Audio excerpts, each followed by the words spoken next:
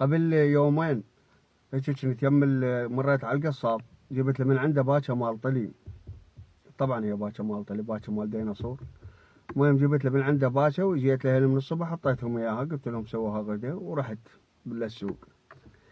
قلت خلنا هم اجوع روحي، ظليت افتر بالسوق اشتغل على باب الله بسيارتي وهاي. المهم افتر بالسوق قلت خلنا ما اشتري شيء ولا اكل اي شيء، منها لمن الظهر اجي اضبطها عدل بالباكه. خبرتني ام محمد قالت اسويها على تشريبه، اسويها لك لو على تمن الباكه. انا عود حبيت الشاقه وياها، قلت انا اكل باكه؟ ما احب الباكه. راسني يطب تيت سد التليفون. شنو اسوي؟ ما الله اذا انا ارد ادق عليه ردود. تيهت السالفه. المهم تركته.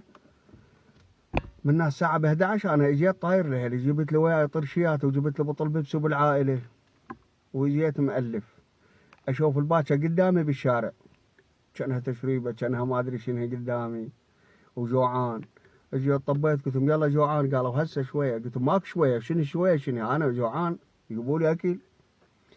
المهم اجت جابت له صينيه ايش قدها ايش كبرها شايلتها هيجي.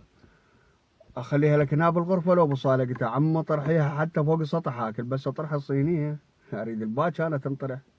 ما طرحت الصينيه نوع تمن ومرقه فاصوليا وياها فواكه وما شنو خضره. سوي الباكه. قالت يا باكه. قلت الباكه اللي جبتها. قالت مو انت قلت انا ما اكل باكه؟ قلت انا تشاقى وياي يجوز غير انجلو. قلت لها يابا تشبيك تشاقين هسه وقت شقى انا جوعان. قالت والله ما خليت. شنو ما خليت؟ قالت والله ما خليت، مو انت قلت ما اريده ما اكل باكه؟ تشبيك شاقى وياك كان شنو ما اكل باكه؟ كان مشتريها المن. قالت ايش مدريني، انت قلت ما خلينا لك. ها يعني اكلتوه وانا هسه ظال هيجي؟ قالت اي والله انت قلت ما اريد. قلت يابا قول الشاقه وياك، قولي منا مثلا شويه هيجي. احمل والدي لا تقول لي بهاي السالفه، يعني انا تصير بي انا نهار كل الصبح شايل عبره راد عبري اتنوع اشوف باكه قدامي. المهم خويا طلعت باكه ماكو، وانا احترقت روحي خويا وانا اشيل البطل البيبسي واخذه واطلع. قلت عاد مبارك البيبسي ما طلعت معصب، واصعد لك سيارتي من كثر ما معصب حاط البطل بيبسي هنا بحضني هيجي اسوق هسه طرحه بالسياره واسوق والبطل البيبسي بحضني، عود شايل ما اعطيهم البطل البيبسي. طلعت قبل للمطعم، طبيت للمطعم قلت له ما عندكم باكه؟ قال له وين اكو باكه؟ تكه معلاق كباب عندنا. قلت له اعطيني تك. قلت خلنا ارتاح شويه لا يصير بيها شيء. ترقت روحي خويا جابوا لي تكه قاعد اكل ومشيني نسيت الوضعيه وراحت حسبه ببالي وسالفه وشبعت واكل وهاي. واحد طب للمطعم، طب سلم على صاحب المطعم، ها فلان شلونك شلون صحتك؟ قال استريح استريح خلنا انزل لك اكل. قالوا لا رحم الله والديك متغدي.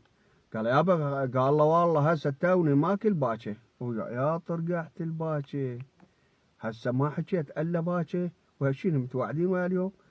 المهم خويا هم ذكرت الباكه شطت اكلت خلصت حاسبت ابو المطعم طلعت نسيت السالفه هم راحت شويه هديت ارتاحت. امشي بالشارع حكي لفت بفرع وواحد زرق قدام دست بريك راسه قلت شو القضيه يا عمي زرق؟ قال كيفك حجي شو القضيه؟ كان سويت نباكه بالشارع. هولي شنو هاي مالت الباكه؟